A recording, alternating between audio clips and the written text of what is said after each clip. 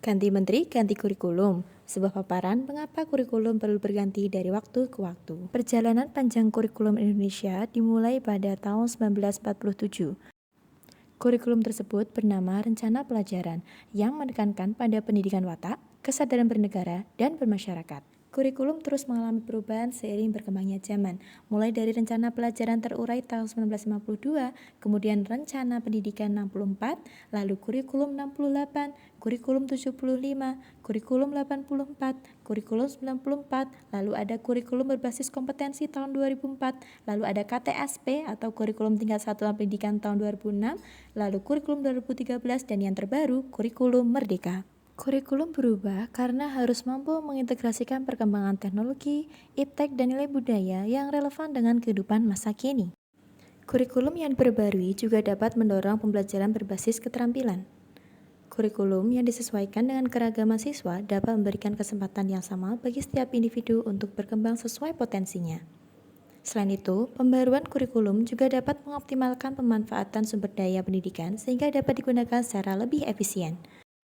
Kurikulum yang disesuaikan dapat membantu menghadapi tantangan global dan mempersiapkan generasi mendatang untuk berperan aktif dalam lingkungan yang lebih luas.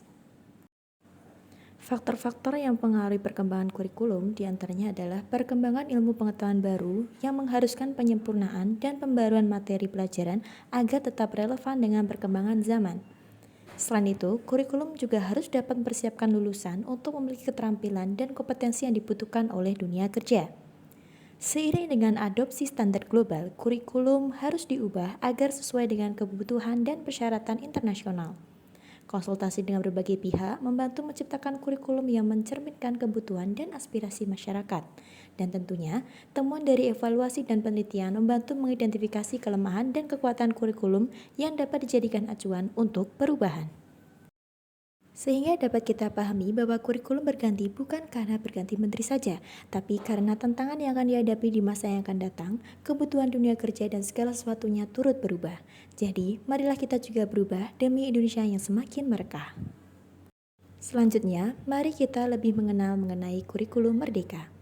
Kurikulum Merdeka merupakan kurikulum dengan pembelajaran intrakurikuler yang beragam di mana konten akan lebih optimal agar peserta didik memiliki cukup waktu untuk mendalami konsep dan menguatkan kompetensi. Pada proses pembelajaran, guru memiliki keleluasaan untuk memilih berbagai perangkat pembelajaran, sehingga pembelajaran dapat disesuaikan dengan kebutuhan belajar dan minat peserta didik. Beberapa keunggulan kurikulum merdeka adalah siswa bebas memilih sesuai minat dan bakat, guru bebas memilih kurikulum sesuai karakteristik sekolah, guru juga memiliki hak untuk maju atau mundur dalam suatu fase, kemudian pelaksana pembelajaran jauh lebih sederhana tapi mendalam, dan tentunya memfokuskan siswa pada project-based learning. Meski demikian, terdapat beberapa kontra kurikulum merdeka, diantaranya menimbulkan ketidakpastian, memperparah kesenjangan pendidikan, membebani guru, menurunkan kualitas pendidikan, menimbulkan beban kerja tambahan bagi guru, dan menimbulkan kebingungan bagi siswa.